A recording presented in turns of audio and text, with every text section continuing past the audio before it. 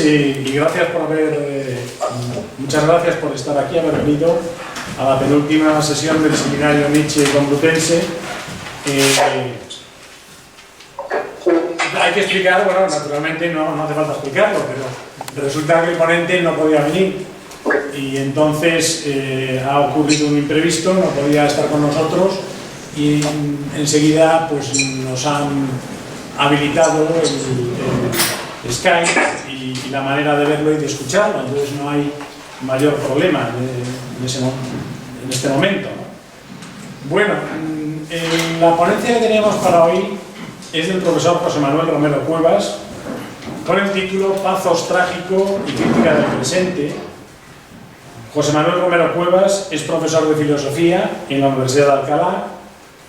Se dedica a investigar preferentemente teoría del conocimiento, hermenéutica y teoría crítica. Realizó su tesis doctoral sobre la teoría del conocimiento de Nietzsche, que fue publicada en forma de libro con el título El caos y las formas, experiencia, conocimiento y verdad de Nietzsche, en Granada, y ha publicado artículos también sobre el mismo autor en diversas revistas periódicas nacionales y extranjeras, y además ha publicado los libros Hacia una hermenéutica crítica, Benjamin, Adorno y Jameson, y Crítica de la historicidad. El anterior era en 2005, Crítica e historicidad en el 2010, y luego también ha traducido y ha editado en castellano los primeros artículos filosóficos de Herbert Marcuse en 2 volúmenes, en la editorial Plaza y Valdés el primero y en la editorial Herder el segundo. Bueno, respecto a el que va a intervenir para hacerle la réplica a José Manuel, tenemos con nosotros a Álvaro Cortina, que ha estudiado filosofía en la Universidad de Navarra y en la actualidad está realizando los estudios de doctorado en la Complutense. El tema de la investigación doctoral, dirigida por José Luis Villacañas, es la teleología en Henri Bergson. Actualmente además escribe en páginas culturales de varias publicaciones como El Mundo, Claves de razón práctica, La aventura de la historia o Leer. También ha publicado artículos en revistas académicas, sobre todo en torno a la filosofía de Bergson y sus interpretaciones. Entonces, hecha esta presentación y reiterando el agradecimiento por tenerlos aquí, le doy la palabra a José Manuel Romero Cuevas cuando él quiera. Bueno, muchas gracias, Óscar, y a Mariano por la invitación a participar en el seminario. Y bueno, y pedir disculpas, fue un error mío el no hacerme cargo de que había habido un cambio de los días en que se celebra el seminario. El seminario pasó de lunes a martes, ¿no? Y yo se me pasó esa información, porque esa información es para mí muy importante. Los martes estoy con graves problemas de desplazamiento y no me puedo mover, ¿no? Así que bueno, pido las disculpas y espero que la cosa funcione lo mejor posible y sea lo más productiva posible para vosotros y para mí, ¿no? Bueno, el título de la aportación de la presentación ya lo sabéis, ¿no? Pathos trágico y crítica del presente, y como los que ya han leído el texto y los que no lo vayan a comprobar, me atengo a los parágrafos 24 y 25 del nacimiento de la tragedia en la primera parte de mi aportación, pero luego ya me dedico a una problemática en la que trato textos también del Nietzsche posterior, ¿no? Por eso, voy a comenzar aludiendo al contenido de los parágrafos finales del nacimiento de la tragedia para continuar luego afrontando la temática que da título a mi intervención, para lo cual voy a ocuparme de textos tanto de la primera obra de Nietzsche como de sus obras finales. En los parágrafos del nacimiento de la tragedia que aquí nos ocupan, Nietzsche realiza, yo diría, una especie de balance, ¿no? O de síntesis del conjunto del libro respecto a los siguientes temas. Primero, se sostiene la tesis de que en la tragedia musical griega, pero también hemos de suponer que en la obra de arte total wagneriana, porque ese referente siempre está funcionando en la obra, esa correlación entre tragedia ática, ¿no?, y la obra total wagneriana, en la tragedia musical griega se realiza la alianza fraternal de Apolo y Dioniso. Es decir, ella representa la cúspide tanto de los propósitos apolíneos, los propósitos artísticos apolíneos, como de los dionisíacos.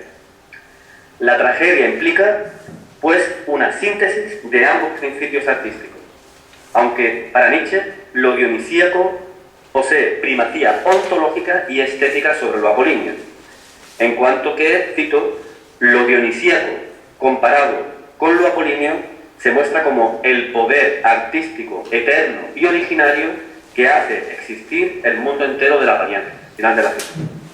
A pesar de que al comienzo del libro Nietzsche sostuvo que lo apolíneo y lo dionisíaco son instintos artísticos de la naturaleza, así lo dijo textualmente, ahora parece sostener que lo dionisíaco corresponde a la esencia misma de la realidad en cuanto natura naturans o uno primordial.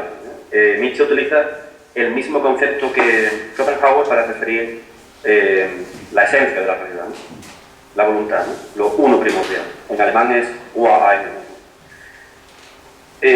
Lo dionisíaco aparece en el parágrafo 24, algo así como la auténtica natura natural, ¿no?, como sujeto artístico que crea el mundo de la individuación como juego y obra de arte, sirviéndose para ello de lo apolíneo, para destruirlo, ese mundo de la individuación, con fruición, con placer, después, ¿no? Una primera interrupción. ¿Se me oye bien? ¿Se me entiende? Sí. ¿Correcto? Vale. Si hay algún problema, por favor, decídmelo, me interrumpí, no pasa nada. En segundo lugar, en concordancia con ello, se caracteriza al artista trágico por su placer por la apariencia, apariencia en la que hay que incluir el ámbito de la individuación, como ya sabemos, pero al mismo tiempo por su aún más placentera destrucción de tal individuación aparente. El artista trágico reproduce en su praxis artística el modo de acontecer de la natura natural y actúa al mismo tiempo como un medium de lo uno primordial, a través del cual éste alcanza redención de su sufrimiento originario, alcanza redención en la obra de arte trágico. Luego, quizás en la discusión, si alguien quiere, podemos intentar aclarar un poco esta cuestión de fondo, ¿no?, esta cuestión metafísica de fondo. En tercer lugar, el arte es concebido como un suplemento metafísico de la realidad, como una transfiguración de la realidad. Ahora bien, no transfigura su carácter de realidad, sino que su transfiguración consiste, y esto es clave para el concepto de lo trágico, la transfiguración que el arte hace de la realidad, el arte trágico, consiste en la afirmación y justificación de la realidad tal como es, incluso en sus aspectos terribles. Por ello, sostiene Nietzsche que tanto la música como el mito trágico, cito, juegan con la espina del displacer. Ambos justifican con ese juego incluso la existencia de el peor de los mundos. Final de la cita. El arte trágico es, en consecuencia, un arte afirmador y justificador de la inmanencia a pesar de sus aspectos terribles. Cuarto, esta concepción del arte se sustenta en lo que el mismo Nietzsche denomina como metafísica de artista, que ya hemos apuntado, según la cual el mundo en su integridad, incluyendo, cito, lo feo y lo disarmónico, son un juego artístico que la voluntad, o lo uno primordial, juega consigo misma, en la eterna plenitud de su placer. Quinto, de aquí se deriva una relevante tesis del nacimiento de la tragedia, a saber, cito, que sólo como fenómeno estético aparecen justificados la existencia y el mundo. Final de la cita.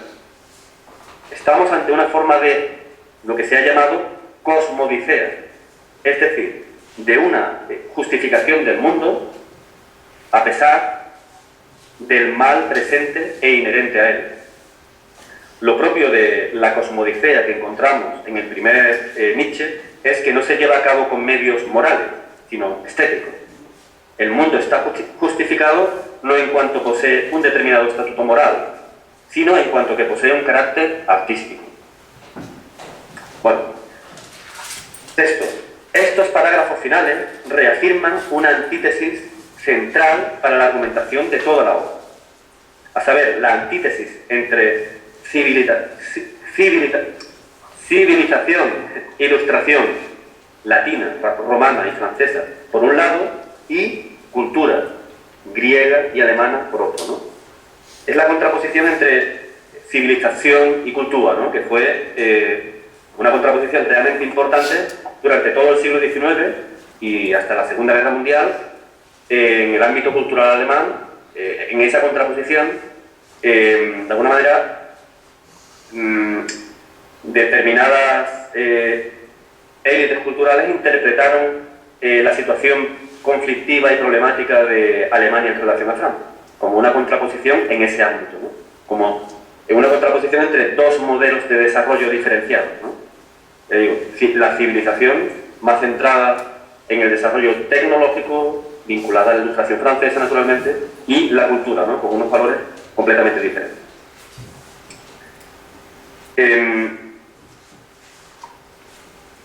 La civilización ilustración es caracterizada en estas páginas como un proceso de racionalización y secularización que desublima los fundamentos míticos y las fuentes originarias de la cultura, sobre todo su sustrato dionisíaco. La civilización ilustración, enumero varios puntos que aparecen en la página 189 de la edición de Alianza, que es la que he manejado. La civilización, en primer lugar, debilita el mito. Y el efecto fundamental de la civilización es el carácter abstracto de nuestra existencia sin mitos modernos, se supone, ¿no? En segundo lugar, la civilización, ilustración, devalúa el arte, convierte el arte en mero deleite, al desconectar al arte dionisíaco, fundamentalmente la música, de sus fuentes originales. En tercer lugar, define una forma de vida guiada por el concepto, una forma de vida abstracta, ¿no? Como dice más arriba. Y por último, la civilización, ilustración, está impulsada por el optimismo socrático, que es un principio, dice Nietzsche, ajeno al arte y corrosivo de la vida.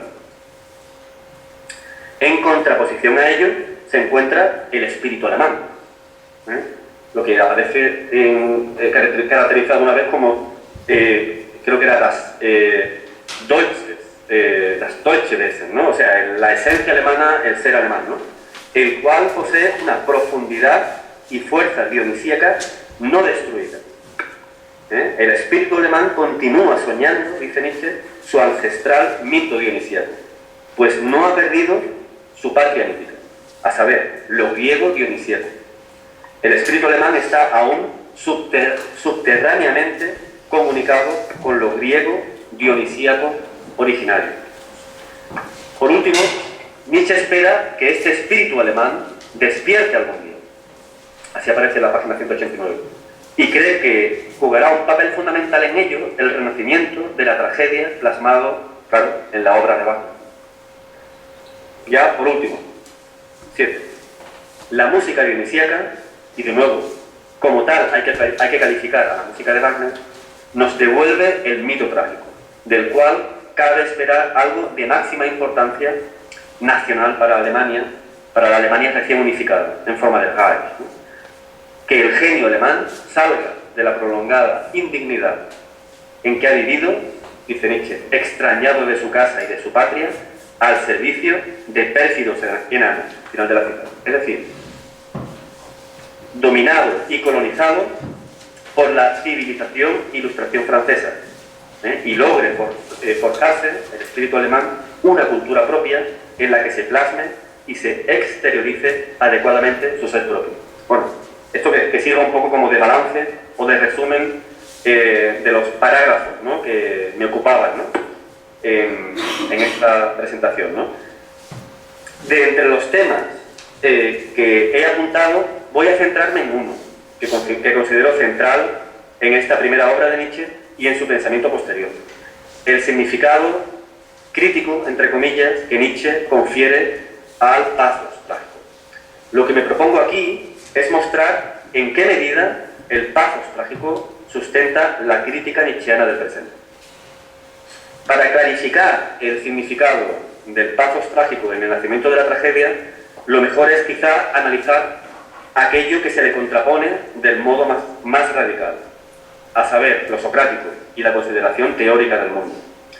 De lo socrático me interesa aquí sobre todo la caracterización que de él hace Nietzsche como un impulso plasmado en la ciencia de conocer y transformar la realidad, guiado por la idea de que no existe ninguna esencia o núcleo profundo de la realidad capaz de resistirse a tal ímpetu de conocimiento y de transformación.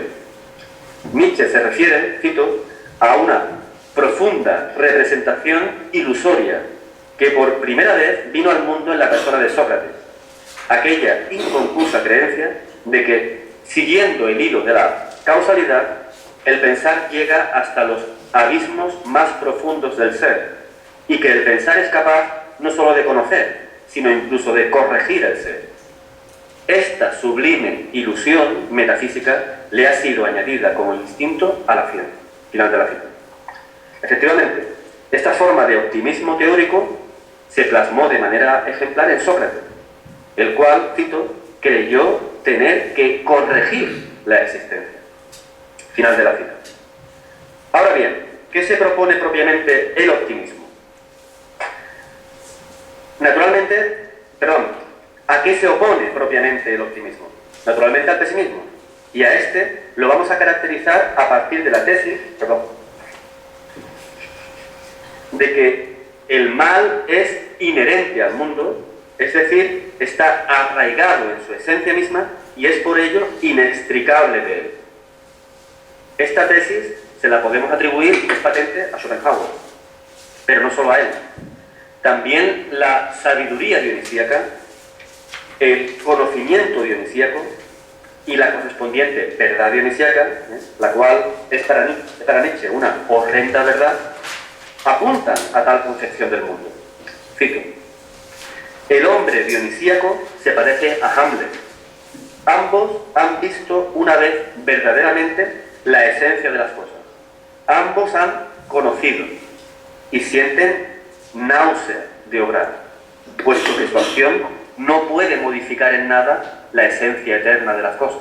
Final de la cita.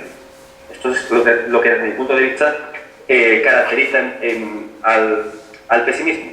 La esencia, o sea, el mal reside en la esencia de las cosas y por lo tanto no se puede modificar, no se puede eliminar, no se puede transformar. Al acceder a la horrenda verdad, el hombre dionisíaco, cito, ve en todas partes únicamente lo espantoso o absurdo del ser. Ahora reconoce la sabiduría de Sileno, que ya conocen también ustedes, ¿no? Dios de los bosques, y siente náusea. Final de la cita. Podríamos sintetizar la sabiduría dionisíaca en la constatación de que los individuos están condenados a desaparecer y reintegrarse en cuanto meras apariencias en el gran río del ser que es la vida originaria, en lo uno primordial, que constituye la esencia y el corazón, el fondo del mundo. Para los individuos no cabe ninguna esperanza ni expectativa de trascendencia alguna. Ni siquiera les corresponde un estatuto ontológico digno. Los individuos son meras apariencias, que lo uno primordial, o la voluntad, lo que propiamente es, crea y destruye como un mero juego. Somos, con todo nuestro sufrimiento y todos nuestros anhelos, un juguete de una divinidad amoral que juega a crear y destruir mundos, tal como Nietzsche sostiene en su ensayo de autocrítica. Esta visión de la vida, espeluznante para el individuo, converge así con una visión pesimista del mundo. El mal para el individuo arraiga en la esencia del mundo y es inextricable del mismo. Pero la sabiduría dionisíaca no es meramente un pesimismo sin mal. Es aquí donde se juega la especificidad del planteamiento del primer Nietzsche respecto a Schopenhauer. Recordemos que para este el pesimismo consiste como ya sabemos, en la concepción de que el mal presente en el mundo está originado en su propia esencia, en la voluntad, que determina la lucha de todos contra todos en los diversos planos en los que se objetiva esta, hasta llegar a los seres humanos. Lo significativo aquí es que Schopenhauer derivaba de este pesimismo la necesidad de una negación de la causa del mal, en este caso, una negación de la voluntad, que se plasmó en Schopenhauer en la defensa de una actitud análoga a la del nirvana, una negación del querer. Pues bien, si para Schopenhauer, podríamos decir, el individuo vive el desgarro del principio de individuación con un enorme espanto, en tanto que lo abre a una verdad terrible para él, en la experiencia dionisíaca, sin embargo, este espanto convive, cito, con un éxtasis delicioso, que cuando se produce, esa misma infracción del principium individuationis asciende desde el fondo más íntimo del ser humano y aún de la misma naturaleza. Final de la cita. A lo dionisíaco es inherente ambas respuestas ante la constatación de extremo mal para los individuos. El placer en el espanto, es decir, la afirmación jubilosa de lo terrible. Lo dionisíaco está caracterizado por un placer primordial ante la construcción y destrucción por juego del mundo individual. Está caracterizado por un placer sentido incluso en el dolor. Son expresiones textuales de Nietzsche.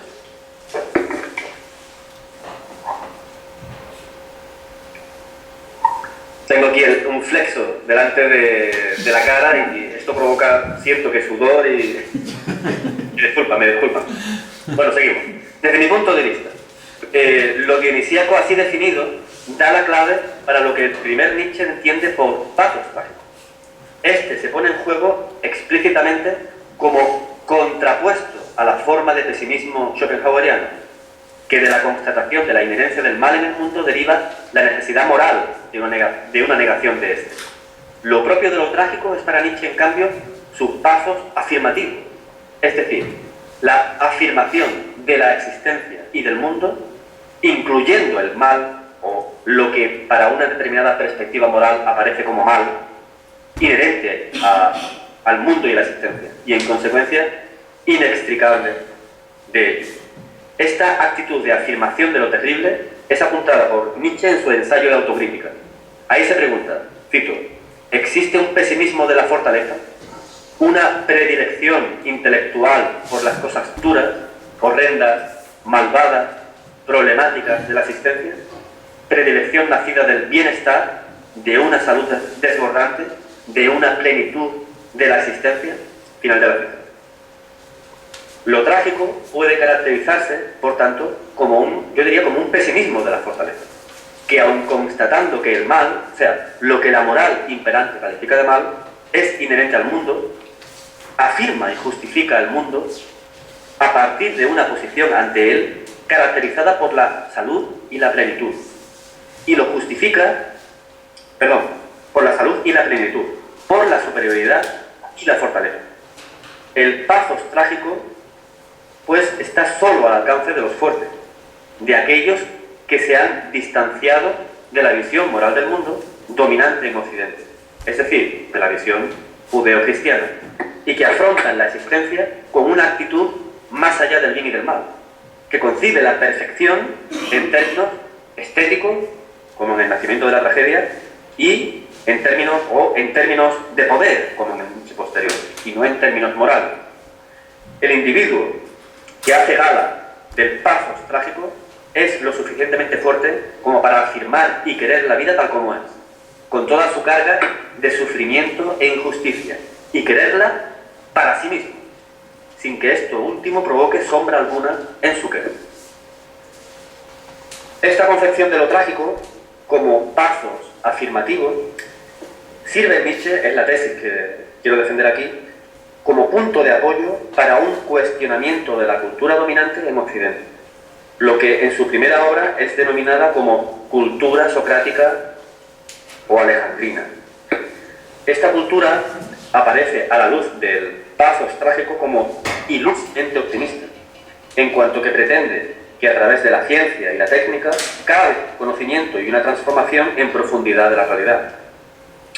Esta cultura optimista pretendería efectuar una reducción del mal y del sufrimiento general a partir de los conocimientos científicos y de los medios técnicos disponibles.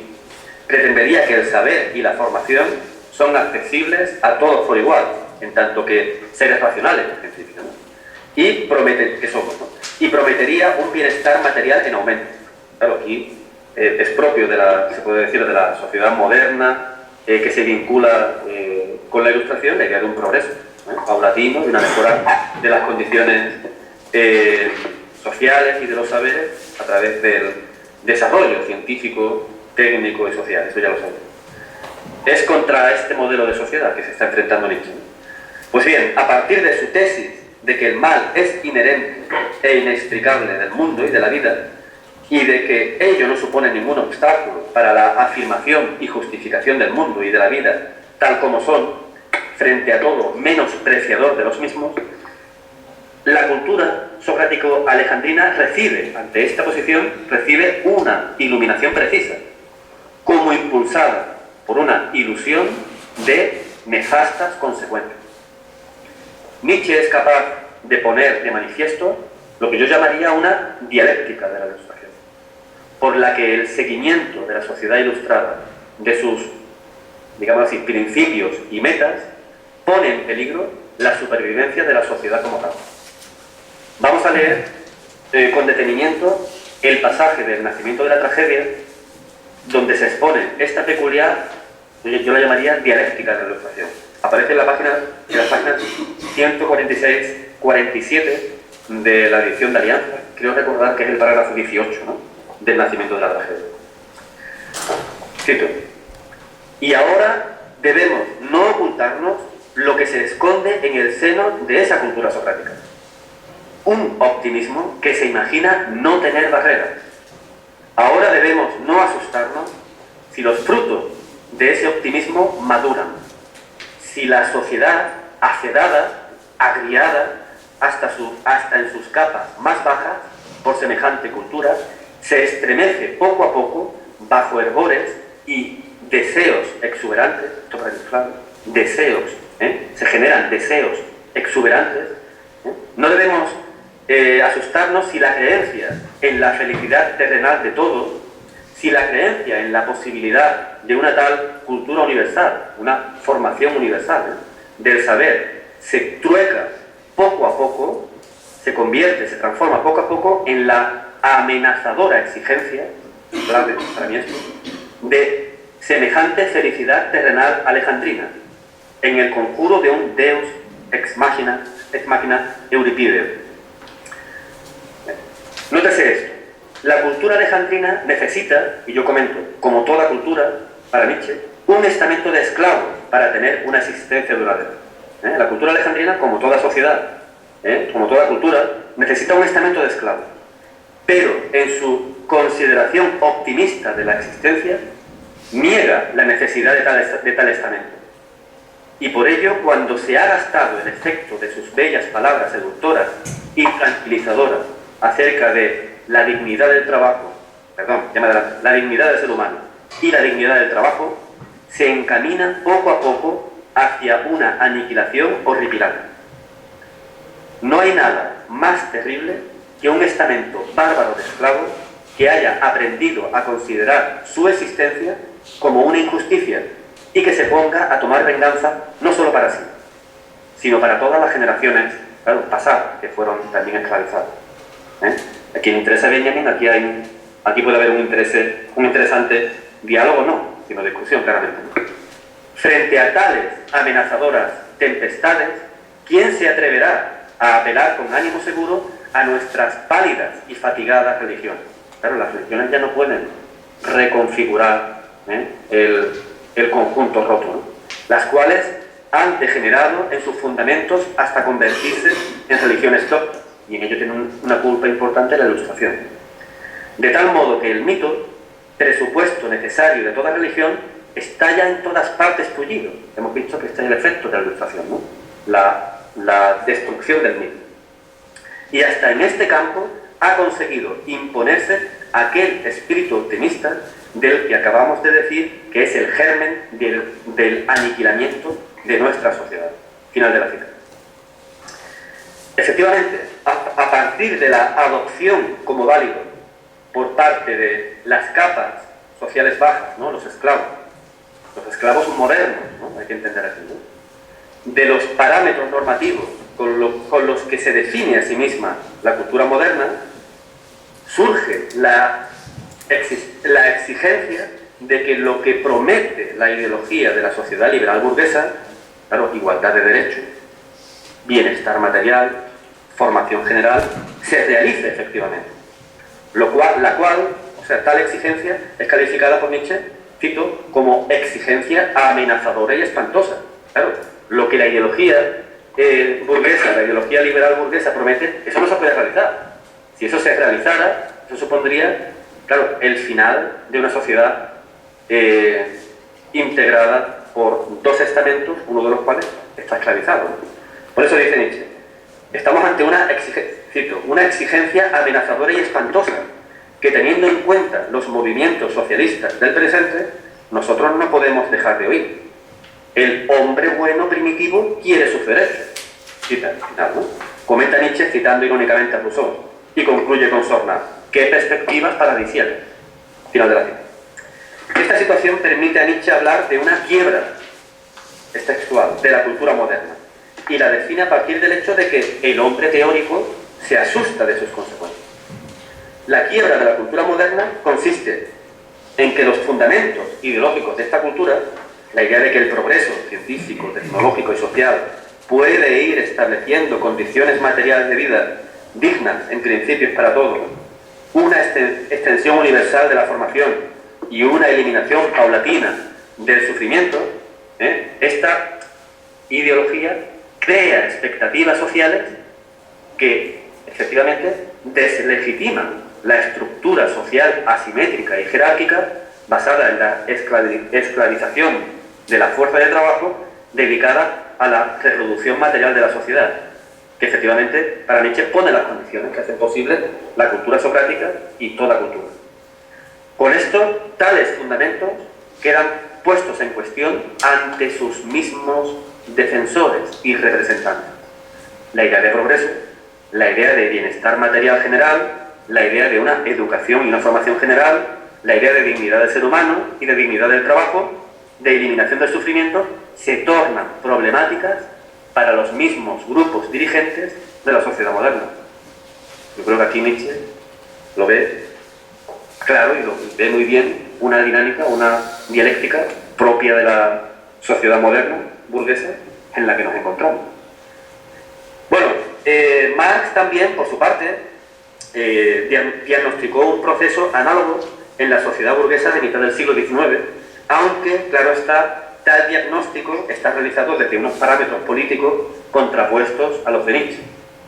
En el 18 Brumario de Luis Bonaparte, sostuvo Marx, cito, la burguesía tenía la conciencia exacta de que todas las armas forjadas por ella contra el feudalismo se volvían contra ella misma, de que todos los medios de cultura alumbrados por ella se rebelaban contra su propia civilización, de que todas las llamadas libertades civiles y los organismos de progreso atacaban y amenazaban al mismo tiempo en la base social y en la cúspide política a su dominación de clase y por tanto se habían convertido en socialistas. Final de la cita. Nietzsche también diría eso. Pienso yo. Diría que, digámoslo así, los ideales orientadores de la sociedad liberal burguesa se han transformado problemáticamente, entre comillas, en socialistas. Por lo tanto, hay que deshacerse de es la particular, aquí tendríamos la particular, el particular formato de crítica ideológica de Nietzsche, en contraposición a la crítica de la ideología de matriz, digámoslo así, hegeliana, izquierda hegeliana y todas las corrientes del marxismo, ¿no?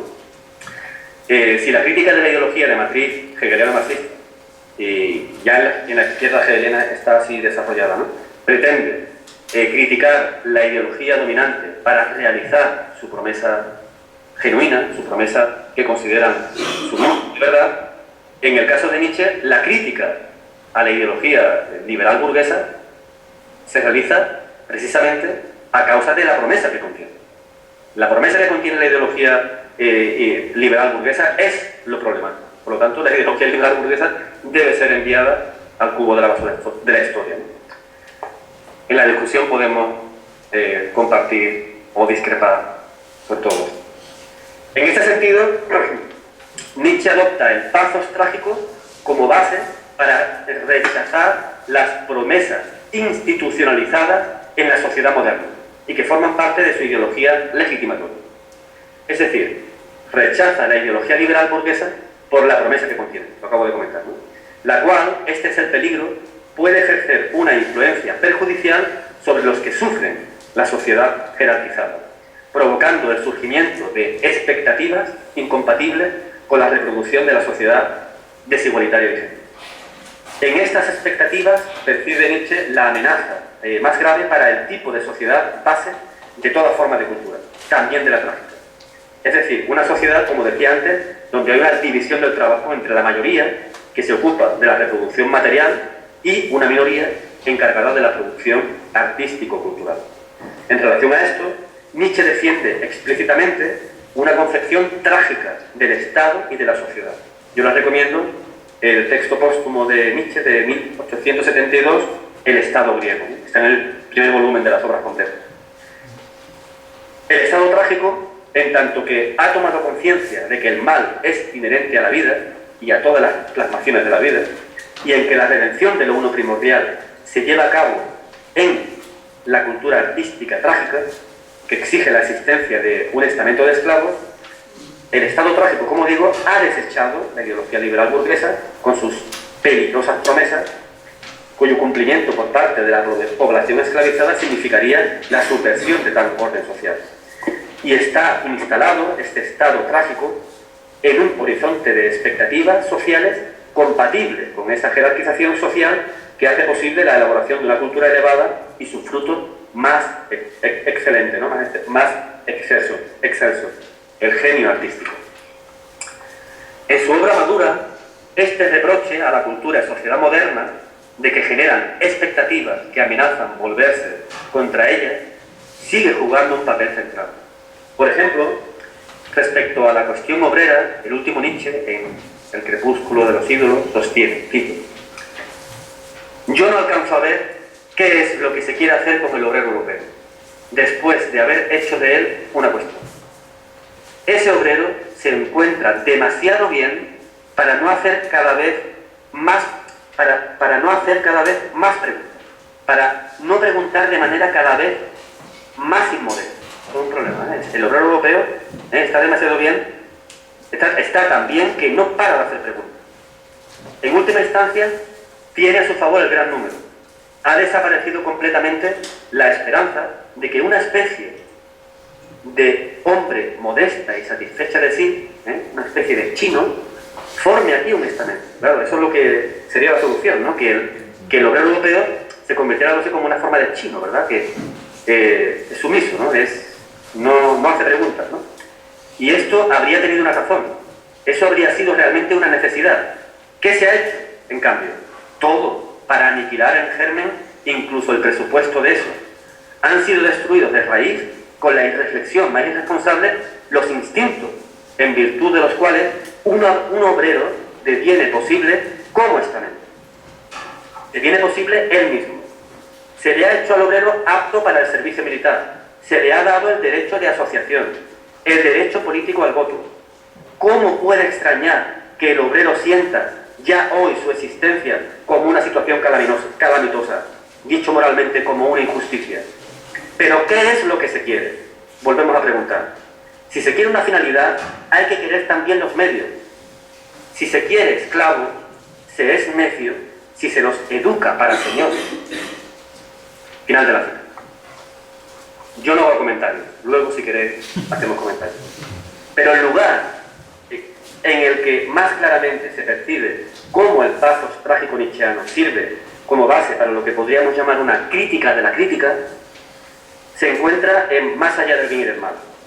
Se trata de un conocido párrafo de la sección 9 del libro, la sección titulada ¿Qué es aristocrático? Yo les recomiendo la sección completa, por favor. Yo creo que es la parte más importante y mejor del libro.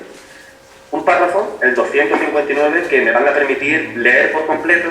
A mí me gusta mucho leer a mí, lo siento. Que me van a permitir leer por completo y luego vamos a comentar un par de cosas de él. Cito: abstenerse mutuamente de la ofensa, de la violencia, de la explotación. Equiparar la voluntad de uno a la voluntad de otro. En un cierto sentido grosero, esto puede llegar a ser una buena costumbre entre los individuos cuando están dadas las condiciones para ello, a saber, la semejanza efectiva entre sus cantidades de fuerza y entre sus criterios de valor y su homogeneidad dentro de un solo cuerpo. Claro. O sea, la abstención de la ofensa, la violencia y la explotación solo tiene sentido entre iguales. Más tan pronto como es mi comentario, ¿no? Más tan pronto como se quiera extender ese principio e incluso considerarlo en lo posible como principio fundamental de la sociedad, tal principio se mostraría enseguida como lo que es, como voluntad de negación de la vida, como principio de disolución y de decadencia. Yo comento, como nihilismo, claro. Aquí resulta necesario, continúa Nietzsche, pensar a fondo y con radicalidad. Señores, vamos a pensar con radicalidad y defenderse contra toda debilidad sentimental. La vida misma es esencialmente apropiación, ofensa, avasallamiento de lo que es extraño y más débil, opresión, dureza, imposición de formas propias, anexión y, al menos en el caso más suave, explotación. Mas, pregunta Nietzsche, ¿para qué emplear siempre esas palabras precisamente, a las cuales se les ha impreso desde antiguo una intención calumniosa? Claro. O sea, él dice, sí, todo esto forma parte de la vida, pero, claro, las mismas palabras son problemáticas, porque esas palabras tienen una connotación negativa. Continúa Nietzsche. También aquel cuerpo dentro del cual, como hemos supuesto antes, el mismo estamento, ¿no? También dentro de aquel cuerpo, aquel nivel, donde los individuos tienen el mismo poder, trátanse los individuos como iguales. Esto sucede en toda aristocracia sana. También aquel cuerpo dentro del cual trátanse los individuos como iguales, ese cuerpo, como un todo, debe realizar, al enfrentarse a otros cuerpos, a otros estamentos, todo eso de lo cual se abstienen entre sí los individuos que están dentro de él, en el caso de que sea un cuerpo vivo y no un cuerpo moribundo. Tendrá que ser la encarnada voluntad de poder. Tendrá que ser la encarnada voluntad de poder. Querrá crecer, extenderse, atraer así, obtener preponderancia, no partiendo de una moralidad o inmoralidad cualquiera, sino porque vive y porque la vida es cabalmente voluntad de poder.